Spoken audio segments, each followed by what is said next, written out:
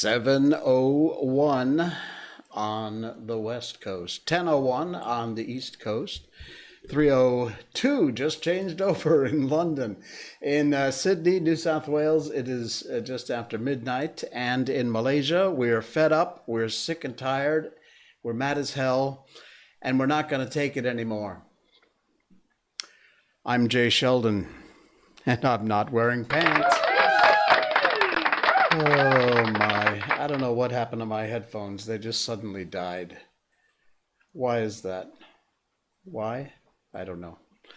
Luna Amethyst, yo, welcome to the stream. Thanks for popping in. As always, one of my most loyal and dedicated viewers. I just lost an entire web page. Where is it? Oh, by the way. You got your earrings for your cosplay. Good for you. Excellent. I can tell that I'm talking and I can see that my monitors are moving, but I have none, if not very limited, audio in my headset. So I hope you can hear me because I have an important announcement. I got the greatest news on my weekly report. This show last week reached 45,200 people. Whoa. Fantastic. Thank you. Thank you. For over 45,000 people we reached in the last week. That is fantastic. That is incredible. Amazing. And it's because of you. Not only those of you who watch us on the live stream, Mondays, Wednesdays, and Saturdays, but those of you listening in on our podcast also.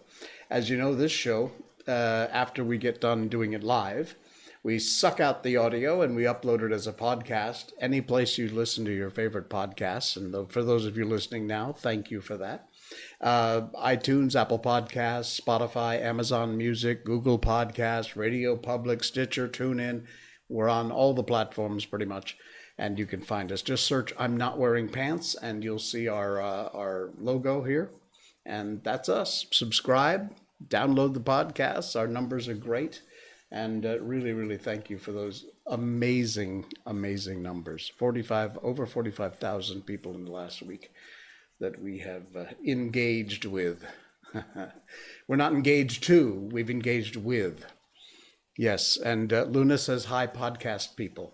By the way, if you'd like to watch the video of our show, if you are listening on the podcast, please head over to rumble.com and just search I'm Not Wearing Pants, or you can put in rumble.com/I'm Not Wearing Pants, and you'll find us. You can watch the video version. Some of what we do is more geared to the video audience. So sorry about that, podcast listeners, but I do try and describe whatever I've been talking about as best I can for those of you listening in on the podcast. If you will just bear with me for one quick moment, I want to do one thing here. There was an upgrade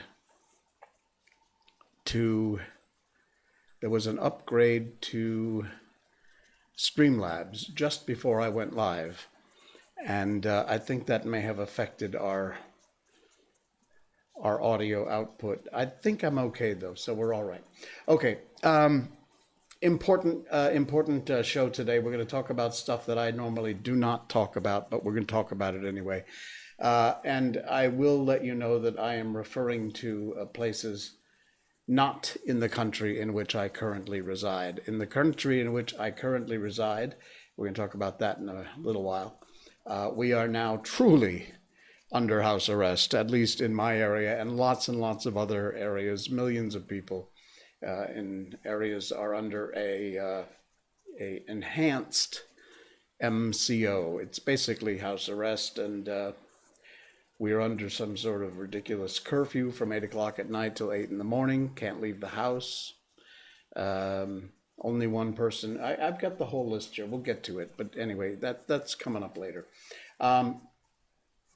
Let's see. Miko updates. She's doing well. However, one of the dumbest things among the many dumb rules there are is that we're not allowed to exercise. Now, frankly, being out in the sun and the fresh air and the vitamin D is probably one of the best things you can do to fight against the virus. However, some people just don't believe the science, apparently. So we are not even allowed to go out and take Miko for a walk or do any outside exercise, as stupid as that may be. So yes, Miko update is she is very upset, but she's getting by. She doesn't understand because she's a dog, and you know, we're people and we have feelings and we have thoughts, and well, most of us do. Some of us don't. All right. Anyway, Miko's doing well. She's all right. Have you heard of AIR, AIER, the American Institute for Economic Research? I will get the links on our Facebook page to all the articles, and either Fakebook or ScrewTube are probably going to wind up deleting this this broadcast. But we'll do it anyway because it's science, and I thought we believed in science. Maybe not, but maybe so. First article out of the you see it right there, American Institute for Economic Research. Lockdowns do not control the coronavirus. The use of universal lockdowns in the event of the appearance of a new pathogen has been no precedent. It's been a science experiment in real time. The costs are legions. This is a great article. You should check it out. I will put the link in the notes on the show so you can check that out. But some of the data and information here about how it makes no sense, and not just on a health standpoint, on an economic standpoint. And if you need a good example, formal foundation. Lockdown wouldn't control, but people learning how to give a hell about others might. Well, actually, that's true, I suppose. Yeah, in many ways. Sweden is a good example of what I'm talking about. There's an article here from Dan from Squirrel Hill at wordpress.com. Experts predicted, Sweden did not have a lockdown, by the way. They were open full on throughout the whole thing. Experts predicted, you know, ooh, everybody's going to die. It's going to be horrible. They'd have 40,000 deaths by the 1st of May. Well, the actual number was 2,769. And yes, I agree, any death is one too many. But the truth is people die every day of all kinds of awful things. And that's a lot less than the 40,000 that the people screaming and yelling were screaming and yelling about. So there's a lot of these examples. Just jump online, do a common internet search. It'll take you 5 seconds. You find them all over the place. I told you you're not going to like what I had to say tonight. Don't really give a crap. I'm going to say it anyway.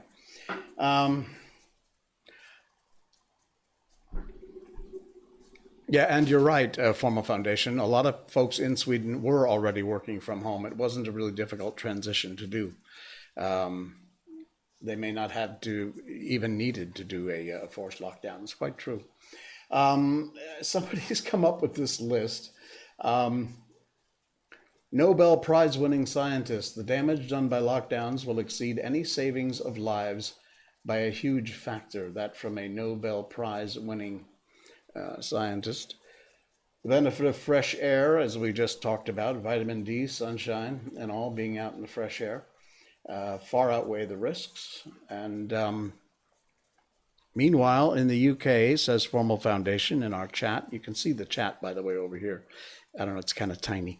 The guys are telling us to keep safe, and lockdown is having his way with his assistant while telling us to keep a 2-meter distance. Well, doesn't that just figure? Yeah, what's good for the goose is not necessarily always good for the gander. Let's see, a scientific paper from xiv.org, called Full Lockdown Policies in Western Europe Countries Have No Evident Impacts on the Epidemic. The WHO has the WHO, morons that they are, have lauded the lockdown ignoring Swedes as a model for countries going forward. Do lockdowns save lives in most places? According to a Wall Street Journal article, the answer and the data says no. So yeah, I'll post again. There's a great link here. I'll put that link in the show notes after our show, and you can check that out there. There's another one, but it's not really suiting for being in the video because it doesn't make a whole lot of sense. But it talks about, I'll put the, again, please check the links in the show afterwards. Give me about half an hour and I'll have the links up there. It talks about all this crazy, you know, how you have to, you squirt the hand sanitizer and you do this for like, what, 20, 30, 40 seconds or a year and a half or whatever it is. There's a great article about the ridiculousness of that. 100% the businesses forced to allow people to work from home during COVID will already be forcing them to go back into the office now that restrictions have eased. Well, they're not eased here. In fact, this is from the MalayMail.com. The MalayMail.com has published a whole bunch of lists of all the different things you can't do. And I just wanted to give people, because I've got listeners, a lot of listeners in the US, in Australia, New Zealand, Saudi Arabia, even Africa. I got a couple of hits there from Africa, people listening into the show. And UK, of course. Maybe you're not aware because you don't get the news out of here in Malaysia. All entry points in the EMCO areas, which includes where I stay, are closed and monitored with the help of the police and the armed forces. Residents are not allowed to leave their homes, and only one representative per household is allowed to exit to purchase essential supplies and can only travel within a 10-kilometer radius. No one has yet said if that's as the crow flies or by the roads. So most people go by as the crow flies, you know, just draw a 10-kilometer circle around. Circus, yeah, better word.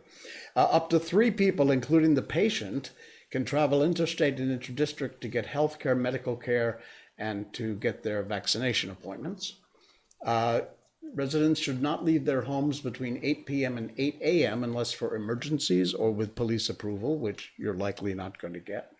Only one person in each vehicle, and any passenger must have police that will, I assume that means a police permission that will be granted on an individual basis. Work vehicles transporting goods or involving the supply chain or industries, except worker transportation, may run at full capacity. And that also applies to officials and government vehicles. Public transportation runs at 50% capacity, only one passenger in taxi. And so you've got one passenger and the driver in a taxi or a grab car, car for hire. Airports, seaports operating as normal, but there's nobody there. Religious activities. Congregational prayers at mosques and prayer halls subject to the decision of the state religious authorities. Also applies to Muslim wedding ceremonies and funeral management. Non-Muslim religious activities subjected to regulations by the Ministry of National Unity. And then it goes on about marriage registrations and non-Muslim funerals, economic activities, food stalls, food trucks, hawker centers can operate from 8 a.m. to 8 p.m., but no dine-in is allowed. It's a takeaway only. And you can't sit and eat in your car even. Yeah. Allowed to operate from grocery and convenience stores from 8 a.m. to 8 p.m. Supermarkets, hypermarkets limited to food, drink, and essential supplies sections only.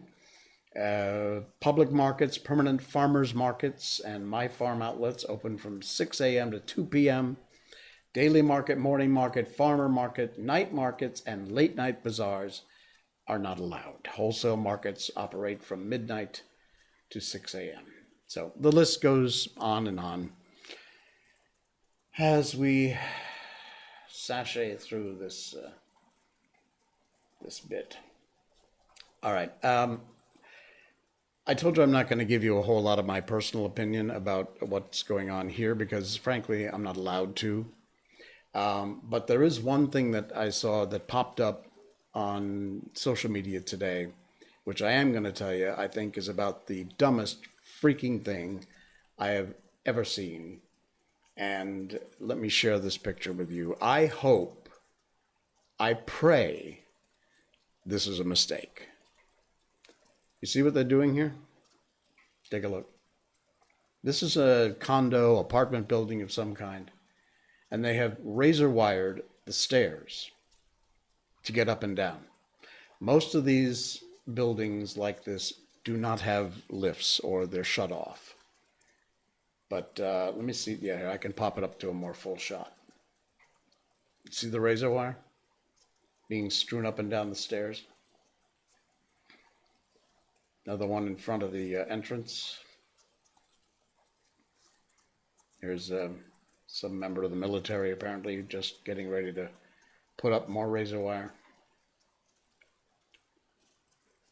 Guarding the car park and all. There's a nice artsy shot, but not very encouraging. My question is, what happens when there is a fire in one of these buildings they've done this to? People are going to die. I don't know what idiot came up with the idea to razor wire escape routes in case of an emergency. But somebody ought to find out, and somebody ought to do something, because this is unforgivable. This is unbelievable.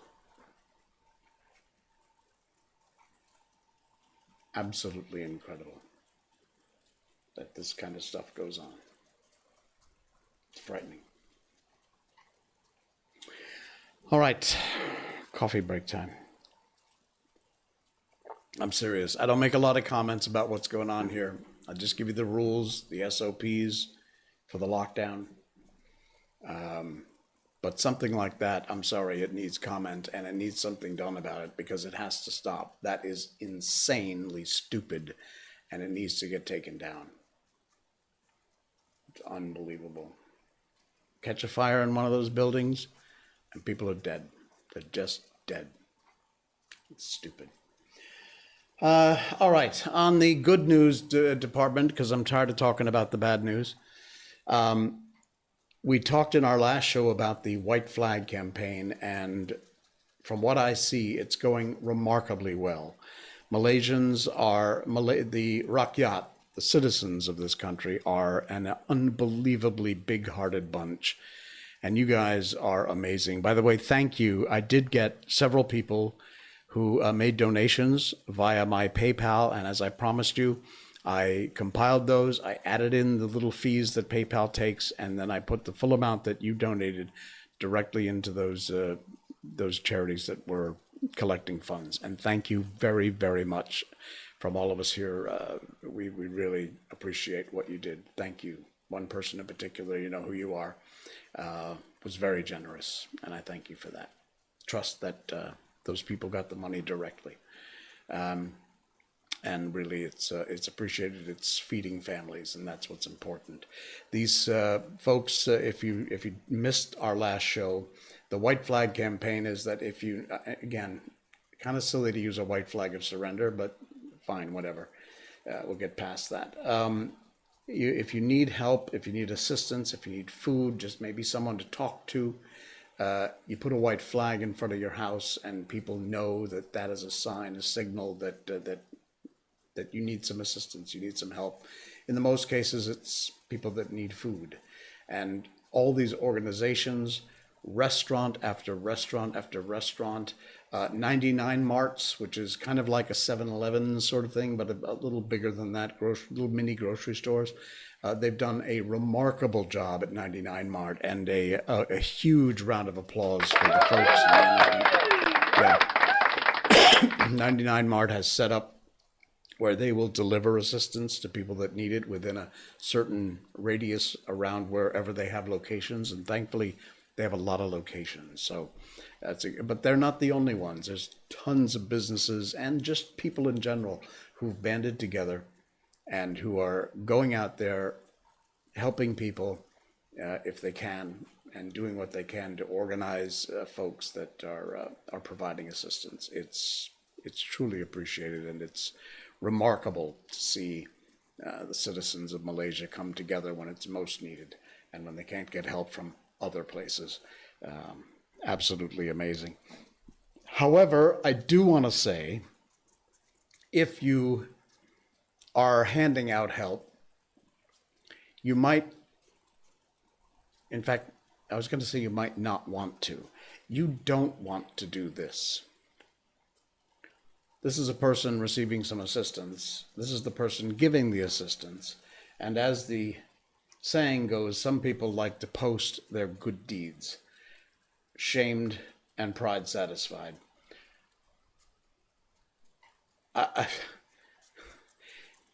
If you're going to do something like this, that's why I don't spend a lot of time mentioning the folks that donated through this show to help the food banks and all, because I don't want to, I'm not bragging. I'm just thanking you publicly because you know who you are. I'm not mentioning your names, but you know who you are, and it's appreciated. I'm not spending a whole lot of time yakking about it. But here's a good set of rules to follow, as a matter of fact. A friend of mine posted this today. If you see a white flag, someone asking for help, don't take pictures of the house. Don't take pictures of your donation. Just buy what you think the house needs, or ring the doorbell, knock on the gate, find out what they need, and buy it for them. Leave it at the gate, call the occupants to come take it, and walk away. You need to respect the courage of those who are willing to ask. And trust me, it takes a lot of courage, or you have to finally reach the end of your rope to grab that white flag and stick it outside of your house. And a lot of people are too proud to do that. Don't be too proud to do that. If you need help, ask for the help. Everyone is more than willing, most people, to assist. But there's no need for you to be publicizing what you're doing and taking pictures and, oh, look at me, aren't I wonderful, on social media. Just do it. Your reward is what happens in your heart, and that's that you feel good when you create these random acts of kindness. Respect yourself for giving without expecting any validation from society. It is good enough that you've made a difference for even one family,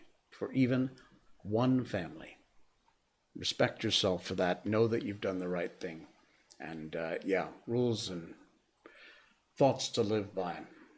But again,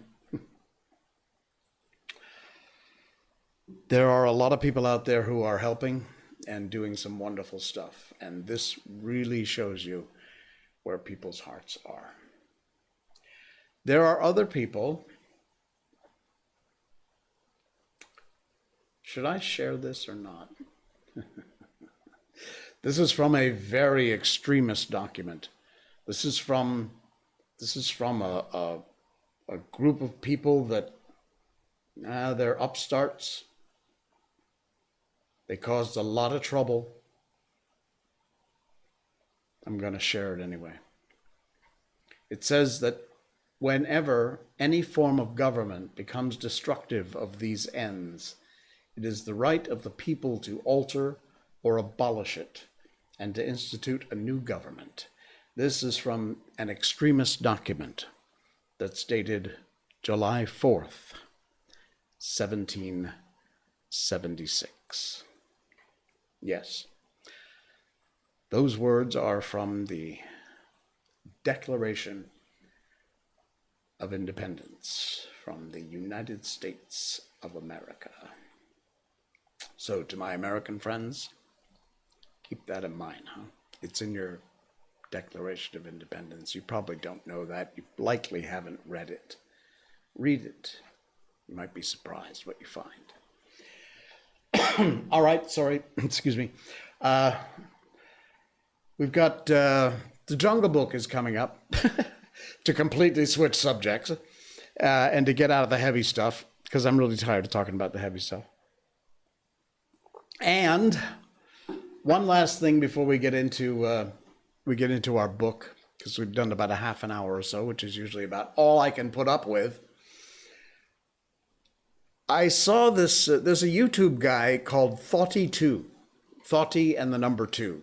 You need to check him out. He is the coolest guy. He does these informational stories about weird subjects, things you do or you don't know about, and where did this come from, how did this happen. Just check him out. Thoughty2, Thoughty, number 2. A strange, crazy British guy with a funny mustache. But he did. I was watching. I'm a fan. I'm subscribed to his feed on YouTube, and he did something about the McDonald's, Burger King, Wendy's burger wars, and how the franchises started, and how they had their "Where's the beef" campaign, which I definitely remember. How McDonald's and Burger King have gone back and forth, and the hundreds and hundreds of millions of marketing dollars they've spent on these sometimes ridiculous flops of campaigns for advertising. But here in Malaysia, we have, we do have Wendy's, not too many of them. We've got plenty of Burger Kings. Of course, there's a McDonald's on every street corner, and across the street from that is usually another McDonald's. They're like 7-Elevens. They breed in the sewers, and they pop up everywhere. But they haven't really done a whole lot of back and forth warring here for marketing. And this is not one of those, but this just came up today. Burger King, look, I'm a fan, all right? I like fast food. I know it's crap. I know it's not good for me, but I eat it anyway because it's cheap and it's convenient and I can't think. And, oh, fine, just get a burger or something. So, but, and having said that, I will tell you that I support these small local places about 95% of the time, and 5% of the time I'm doing fast food. But Burger King just today came out, you ready for it? With this. Yeah. For those of you listening on the podcast, it's an ad for Burger King, and it says chocolate melt. Chocolate melt. Melt, M-E-L-T. Yeah, it's a chocolate melt chicken crisp or a chocolate melt beef bacon. Yes, that's what we call bacon here, beef bacon, because, you know, we can't have real bacon. So, yeah, it's chocolate sauce on a burger, either a beef burger or a chicken burger.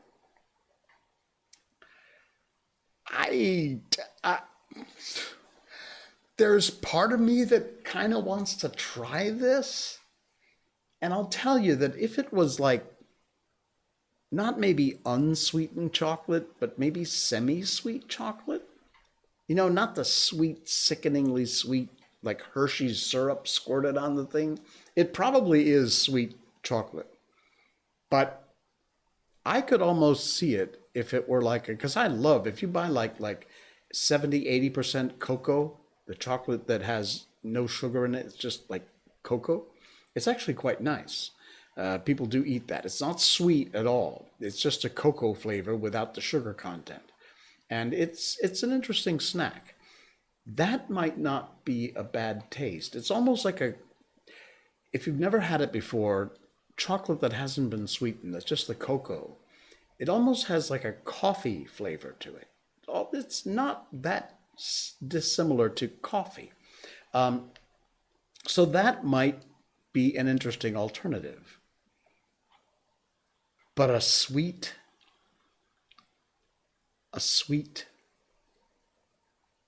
chocolate sauce on a burger, be it chicken or beef, I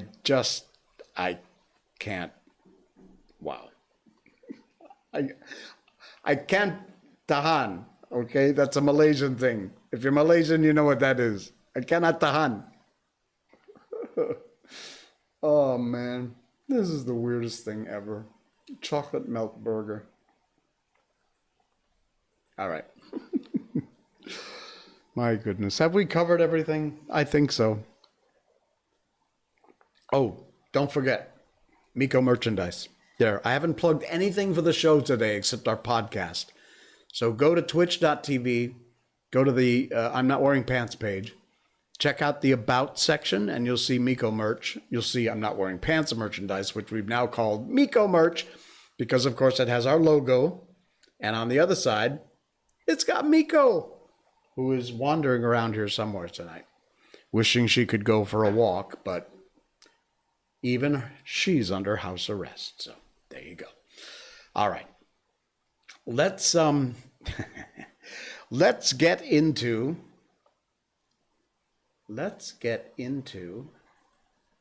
our book. Yeah. We started, oh my goodness. Is Miko wearing pants? Is Miko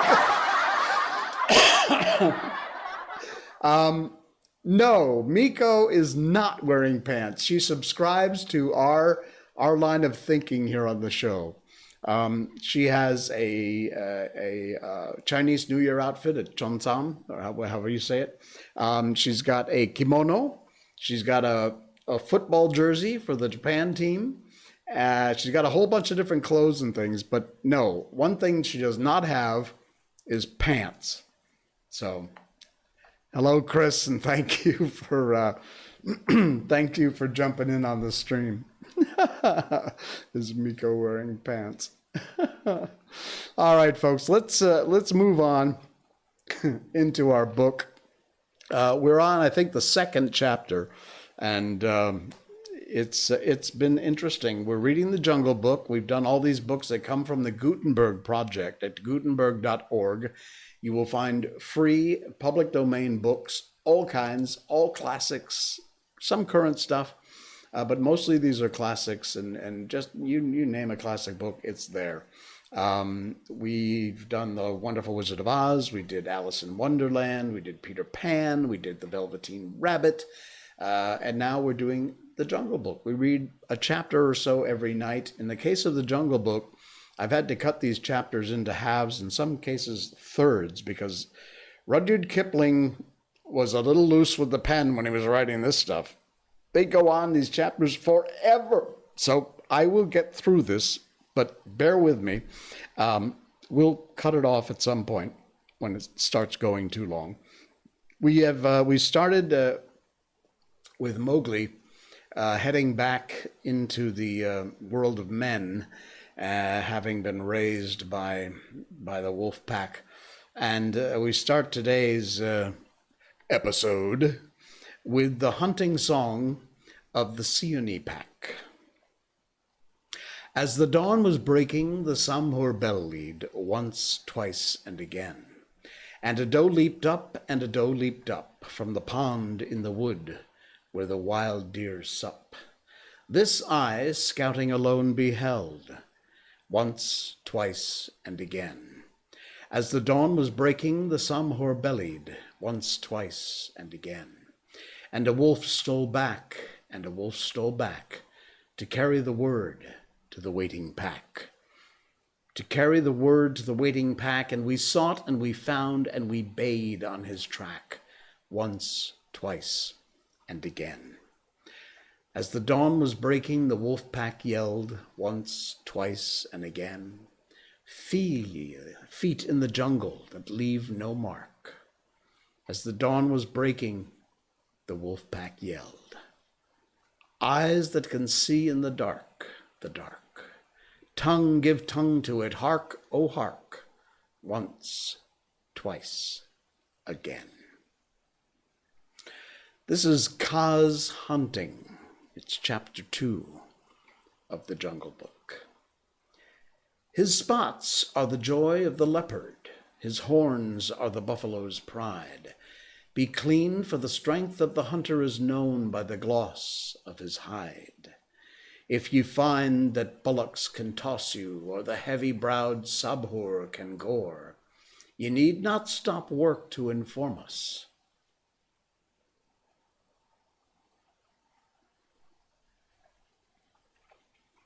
Hang on. We'll get there. You need not stop work to inform us. The hunter is known by the gloss of his hide. If you find that the bullock can toss you or the heavy brown subherd can gore, we knew it 10 seasons before. Oppress not the cubs of the stranger, but hail them as sister and brother. For though they are little and fubsy, it may be the bear is their mother. There is none like to me, says the cub in his pride of his earliest kill. But the jungle is large and the cub, he is small. Let him think and be still. The Maxims of Baloo. All that is told here happened some time before Mowgli was turned out of the Seonee wolf pack or revenged himself on Shere Khan the tiger. It was in the days when Baloo was teaching him the laws of the jungle. The big, serious old brown bear was delighted to have so quick a pupil, for the young wolves will only learn as much of the law of the jungle as applies to their own pack and tribe, and run away as soon as they can, repeating the hunting verse, feet that make no noise, eyes that can see in the dark, ears that can hear the wind in their lairs, and sharp white teeth. All these things are the marks of our brothers, except Tabaki, the jackal, and the hyena, whom we hate. But Mowgli, as a man-cub, had to learn a great deal more than this. And sometimes Bagheera, the Black Panther, would come lounging through the jungle to see how his pet was getting on, and would purr with his head against a tree, while Mowgli recited the day's lessons to Baloo.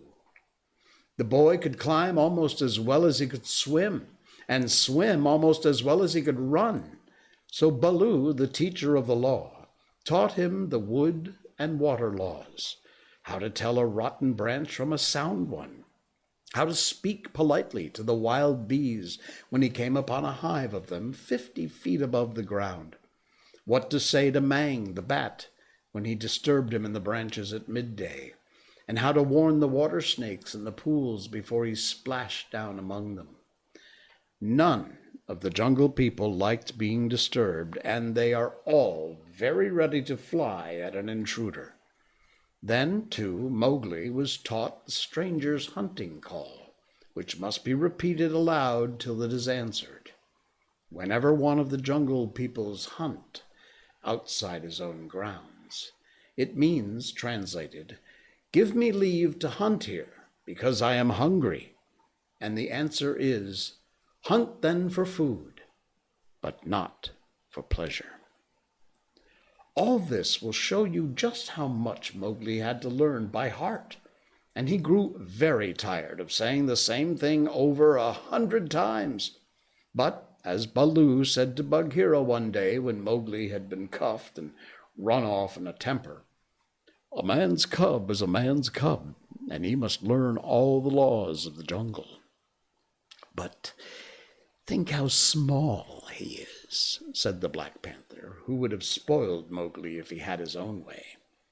"How can his little head carry all thy long talk?" "Is there anything in the jungle too little to be killed? No! That's why I teach him these things, and that's why I hit him very softly when he forgets." "Softly? Dost thou know of softness, old iron feet?" Bagheera grunted. "His face is all bruised today by thy softness. Ugh! Better he should be bruised from head to foot by me, who love him, than he should come to harm through ignorance," Baloo answered very earnestly. "I am now teaching him the master words of the jungle that shall protect him with the birds and the snake people and all that hunt on 4 feet except his own pack. He can now claim protection, if he will only remember the words, from all in the jungle. Is not that worth a little beating? Well, look it to then that thou dost not kill the man-cub. He is no tree trunk to sharpen thy blunt claws upon." But what are those master words? I'm more likely to give help than to ask it. Bagheera stretched out one paw and admired the steel blue, ripping chisel talons at the end of it. Still, I should like to know. I will call Mowgli, and he shall say them, if you will. Come on, little brother. My head is ringing like a bee tree, said a sullen little voice over their heads, and Mowgli slid down a tree trunk, very angry and indignant, adding as he reached the ground, I come for Bagheera, and not for thee, fat old Baloo. That is all one to me, said Baloo, although he was hurt and grieved. Tell Bagheera, then, the magic words of the jungle that I've taught thee this day. Master words for which people? Said Mowgli, delighted to show off. The jungle has many tongues. I know them all. A little thou knowest, but not much. See, O Bagheera, they never thank their teacher. Not one small wolfling has ever come back to thank old Baloo for his teachings.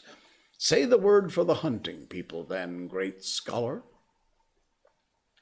We be of one blood, ye and I, said Mowgli, giving the words the bear accent which all the hunting people use. Good. Now for the birds, Mowgli repeated with the kite whistle at the end of his sentence. And now the snake people, said Bagheera. The answer was a perfectly indescribable hiss, and Mowgli kicked up his feet, clapped his hands together to applaud himself, and jumped onto Bagheera's back, where he sat sideways, drumming with his heels on the glossy skin, and making the worst faces he could think of at Baloo. There, that was worth a little bruise, said the brown bear tenderly. Some day thou wilt remember me. And he turned aside to tell Bagheera how he had begged the master words from Hathi, the wild elephant, who knows all about these things, and how Hathi had taken Mowgli down to the pool to get the snake word from a water snake, because Baloo couldn't pronounce it, and how Mowgli was now reasonably safe against all accidents in the jungle, because neither snake, bird, nor beast would hurt him. No one, then, is to be feared, Baloo wound up, patting his big furry stomach with pride. Except his own tribe, said Bagheera under his breath, and then aloud to Mowgli, Have a care for my ribs, little brother. What is all this dancing up and down? Mowgli had been trying to make himself heard by pulling at Bagheera's shoulder fur and kicking hard. When the two listened to him, he was shouting at the top of his voice, And so I shall have a tribe of my own, and lead them through the branches all day long.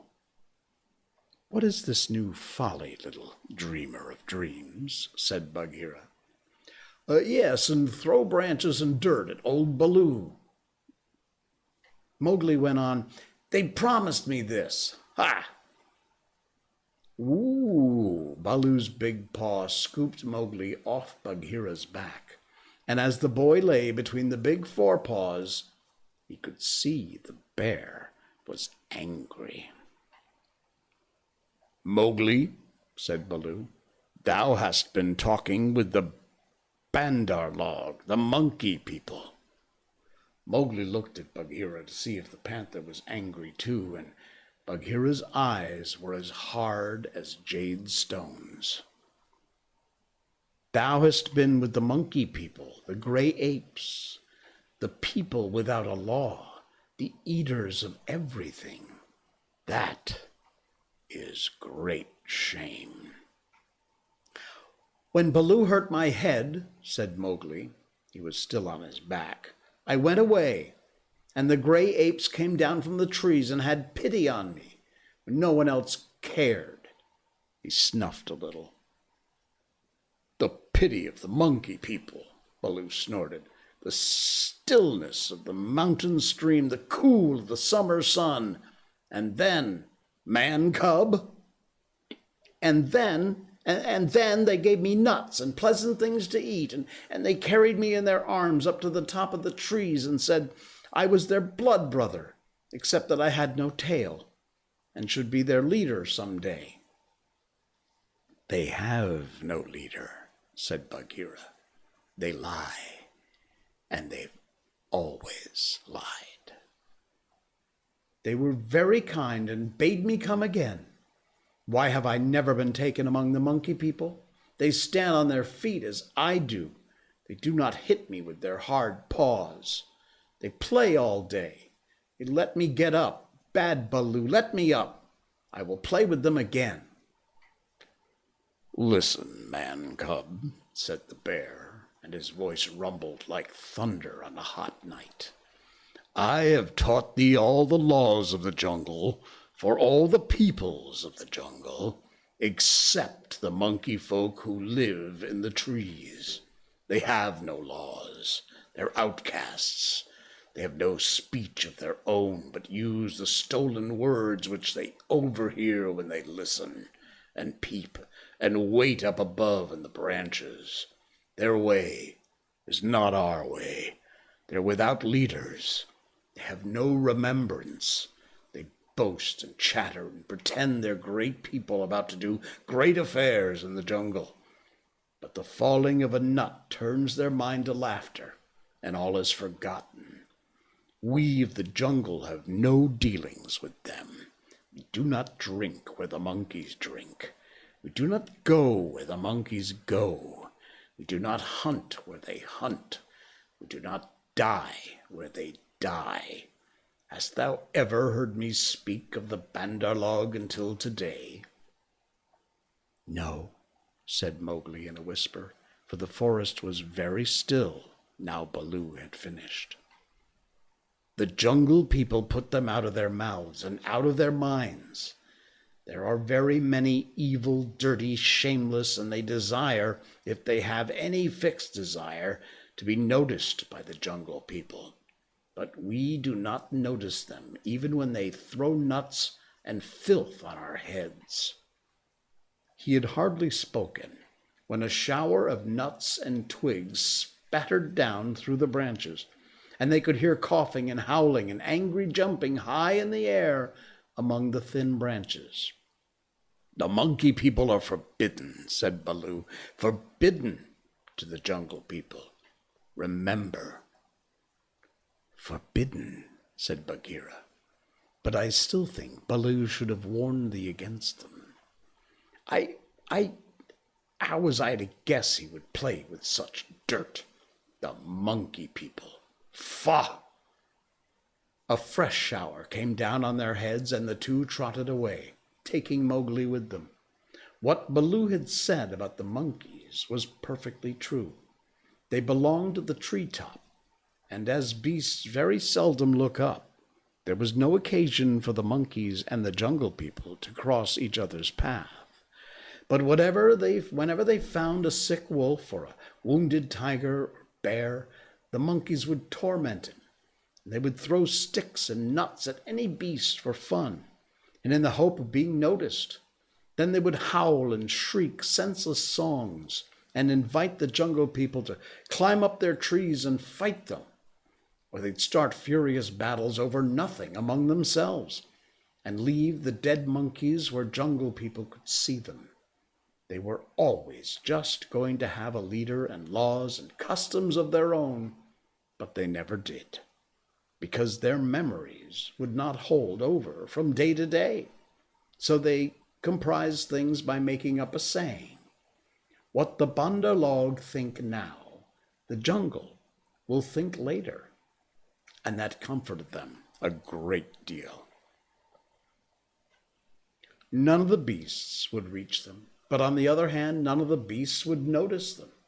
And that was why they were so pleased when Mowgli came to play with them. And they heard how angry Baloo was. They never meant to do any more. The Bandar log never mean anything at all, but one of them invented what seemed to be a brilliant idea. and he told all the others that Mowgli would be a useful person to keep in the tribe because he could weave sticks together for protection from the wind. So if they caught him, they could make him teach them. Of course, Mowgli, as a woodcutter's child, inherited all sorts of instincts and used to make little huts of fallen branches without thinking how he came to do it. The monkey people watching in the trees considered his play most wonderful. This time, they said, they were really going to have a leader and become the wisest people in the jungle, so wise that everyone would notice them and envy them. Therefore, they followed Baloo and Bagheera and Mowgli through the jungle very quietly, till it was time for the midday nap, and Mowgli, who was very much ashamed of himself, slept between the panther and the bear, resolving to have nothing more to do with the monkey people.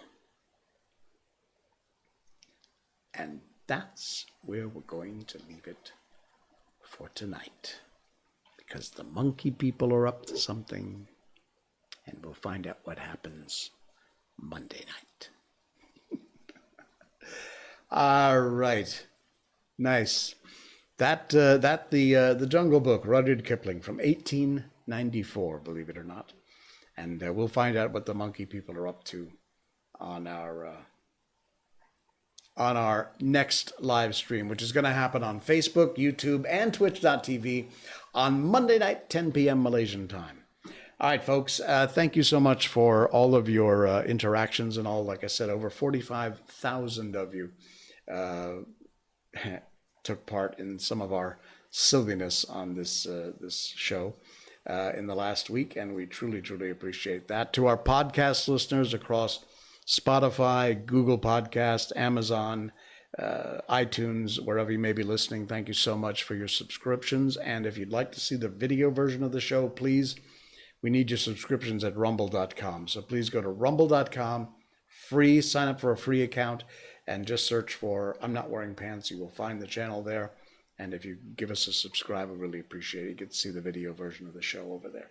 And yeah, that's it. We're out of here. Thanks so much. Have a good night, everybody. Enjoy the rest of your weekend. I'm Jay Sheldon, and I'm not wearing pants. Good night.